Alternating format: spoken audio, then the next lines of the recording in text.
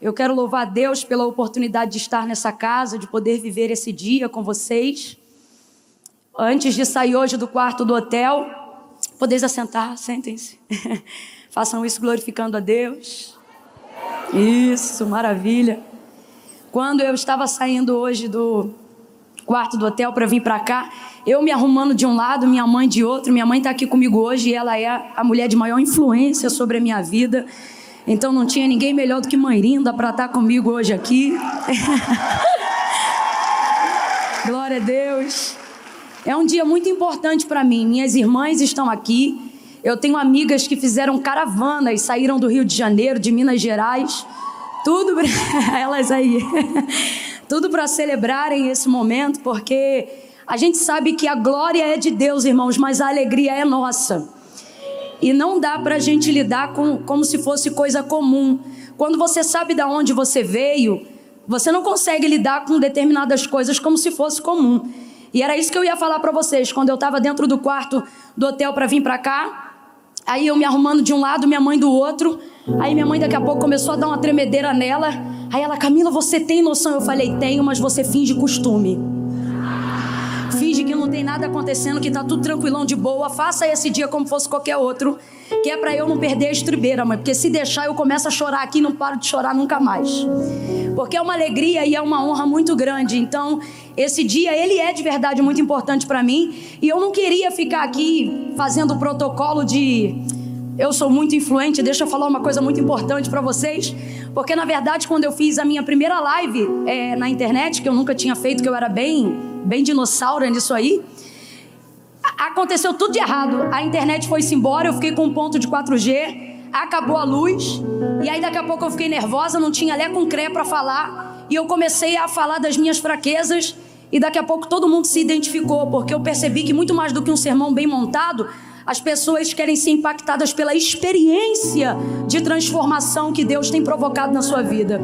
E isso tem tudo a ver com o capítulo 20 do livro, que é o capítulo que me foi confiado para escrever, onde eu manifestei sobre a graça de Deus. No primeiro bloco desse evento, eu fiz a leitura em primeira carta de Paulo aos Coríntios, e eu quero trazer uma porção nova, mas sobre a perspectiva do mesmo texto, que se encontra no capítulo 1, do verso 26 em diante. Porque eu tenho vivido isso de verdade, sabe? E eu quero que as pessoas que estão aqui saibam que é possível elas viverem aquilo que Deus tem para elas, na condição, na capacidade e na circunstância que vocês vivem hoje. Olha o que disse Paulo. Ele disse assim: porque vedes o vosso chamado, irmãos, que não são muitos os homens sábios segundo a carne, nem muitos os poderosos, nem muitos nobres que são chamados. Mas Deus escolheu as coisas loucas deste mundo para confundir as sábias. Deus escolheu as coisas fracas deste mundo para confundir as coisas que são poderosas. Deus escolheu as coisas vis e desprezíveis deste mundo, sim, aquelas que não são nada, para aniquilar aquelas que pensam ser alguma coisa. Tudo isto ele fez para que nenhuma carne se glorie em sua presença. Mas vós sois dele em Cristo, o qual por parte de Deus nos foi feito sabedoria e justiça e santificação e redenção, para que, como está escrito, aquele que se gloria, glorie-se, pois, no Senhor. Oh, aleluia! Aleluia! Só para complementar, tem um trechinho do livro e eu vou ler só 2 frasezinhas, porque eu quero muito que você leia o livro. Mas falando sobre a graça de Deus, teve um momento que eu escrevi assim: o entendimento da graça de Deus na minha vida tirou de mim o peso da frustração que eu sentia todo dia de viver procrastinando tudo na minha vida, por no fundo, mesmo sendo cristã, sempre achar que eu nunca estaria preparada o suficiente para viver à altura do que Deus tinha para mim. O peso de nunca estar pronta, o peso de nunca me achar preparada ou boa o bastante para fazer isso ou aquilo. E era esse peso que gerava em mim uma indisposição para dizer sim às coisas que Deus tinha para mim. Eu sempre jogava para amanhã, eu sempre achava que não dava, e eu começava a viver uma vida onde eu queria buscar uma forma de compensar a graça de Deus na minha vida e de me fazer capaz de ocupar o lugar que Jesus Cristo já havia ocupado por mim. Isso foi gerando em mim um sentimento de frustração, de procrastinação, de incapacitação, porque eu nunca me achava à altura para corresponder e viver o chamado que Deus tinha para mim. E aí, depois de muitos anos caminhando e tentando compensar a graça de Deus, eu fiquei tão fadigada, tão exaurida, que eu me rendi à soberana vontade de Deus. E aí eu percebi que Deus não estava necessariamente usando o que tinha em mim, mas estava disposto a me usar apesar de mim. E isso era o suficiente para fazer aquilo que Ele queria fazer na minha vida. E de lá para cá eu tenho vivido em Deus um recomeço, eu tenho vivido em Deus um tempo de novidade ministerial, porque eu parei de me torturar. E eu falei: Jesus, eu vou falar rasgado ali agora quando eu subir, de forma muito objetiva. Eu quero deixar algo claro aqui: não há em mim nada de super especial para que aos olhos de Deus Ele diga você sim e ela não. O que havia em mim e o que há em mim até hoje é disposição para continuar lutando mesmo quando eu erro. É disposição para continuar lutando mesmo quando eu falho. É disposição para continuar querendo mesmo quando a minha carne não quer. E nisto a graça de Deus vai se manifestando e o poder do Senhor vai se aperfeiçoando na minha fraqueza. Não há em mim nada que você possa olhar hoje para achar que eu sou realmente capaz para estar onde eu estou. Camila, então o que eu faço? Renda-se à graça de Deus e deixe o poder do Senhor se manifestar nas suas fraquezas. Nisto a tua dependência vai aumentar. Agora, todas as vezes que eu estava, não na posição que eu estou agora, mas quando eu estava na sua posição, ouvindo alguém que me inspirava, ouvindo alguém que me levava a sonhar, ouvindo alguém que me levava a crer que Deus é poderoso para fazer infinitamente mais do que pedimos ou pensamos, eu sempre pensava isto. Eu dizia: mas eu preciso ser constante como fulano. Olha, fulano é uma mulher de oração, ela deve orar todo dia. E quantas vezes eu me senti envergonhada, porque às vezes depois de um momento de ministração como esse, as pessoas te procuram e dizem assim: quantas horas você ora por dia para eu conseguir ser assim como você? Quantas vezes você já leu a Bíblia toda? Quais são os votos e os propósitos? Elas acham que a gente entra numa Nárnia espiritual.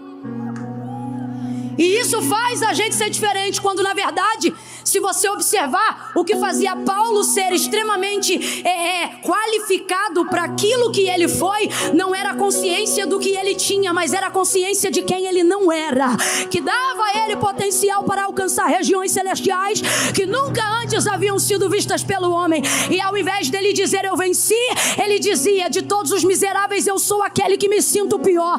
Então eu quero ser objetivo aqui agora e dizer para você que está aqui se esforçando. Tem gente que pegou Uber, outros vieram, sei lá, de moto, bicicleta, gente que fez caravana, parcelou o combustível e não sei quantas vezes. Há uma disposição em você, e você já descobriu que o teu maior adversário não é o diabo com chifre e rabo, é a carnalidade do teu eu, tentando buscar em você força para você se tornar uma adoradora, uma pregadora, uma supermãe, uma chefe de família, uma empreendedora. Aí quando você se olha para o espelho e vê uma menina frágil, alguém com traumas, precisando administrar coisas do seu passado, precisando resolver pendências do seu presente, você pensa: eu acho que eu não vou ser igual a fulano, eu acho que eu não vou conseguir chegar aonde eu quero chegar. Só que Paulo vai chegar ao final de sua carreira, e depois de uma carreira gloriosa, porque você não vai viver uma vida de fracasso, Deus está dizendo: você vai viver uma carreira gloriosa. E depois de viver essa carreira, mesmo tendo um espinho na carne, mesmo sendo esbofeteado pelo inferno, o Senhor diz: Paulo, a minha graça se aperfeiçoa na sua fraqueza.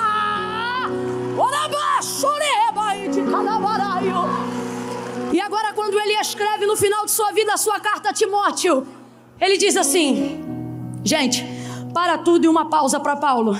Poliglota, inteligente, instruído, experiente, o missionário transcultural mais extraordinário que já passou pós-igreja primitiva, mas ele vai chegar ao final da vida consciente de quem é. E se tem uma pessoa, porque no estudo sobre Deus, das correntes teológicas, todo mundo diverge sobre alguma coisa, mas eu nunca vi nenhuma corrente teológica divergir sobre as cartas paulinas. Há até quem diga que se por uma desgraça todo o texto sagrado se perdesse e só se restassem as cartas paulíneas, elas seriam o suficiente para que a igreja tivesse paradigma de fé, doutrina e salvação. Agora veja, esse homem vai chegar ao final de sua vida, e se tem alguém que pode dizer eu venci, é Paulo. Mas ele não diz. Ele termina o momento final de sua carreira escrevendo uma carta a Timóteo e dizendo para ele: Timóteo, combate.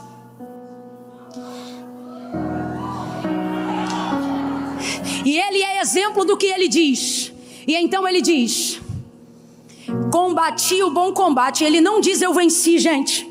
E isso me libertou para entender a graça de Deus na minha vida. Por que me libertou?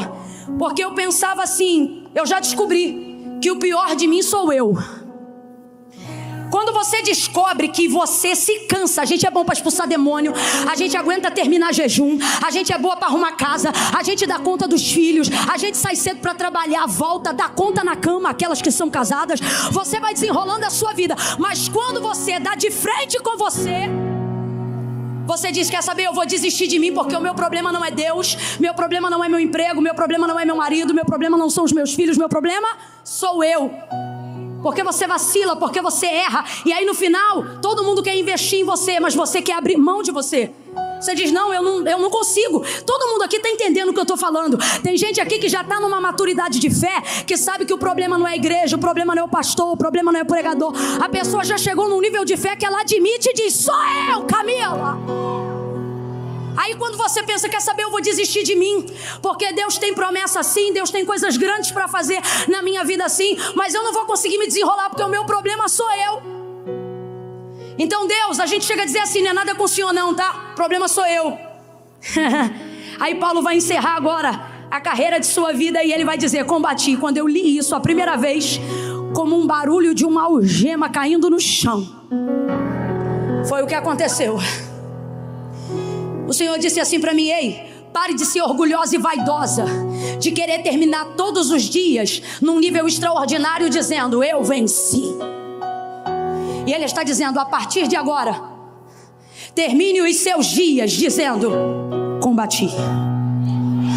E amanhã, combaterei de novo. E depois vou combater. Porque o fracasso e a derrota não é ter a vaidade de dizer eu venci. O fracasso e a derrota é estando em vida dizer eu desisti de mim. Teve pai que desistiu de você, mãe que desistiu de você, mas Deus te trouxe hoje aqui para te dizer, não desista de você, porque eu não desisti de você.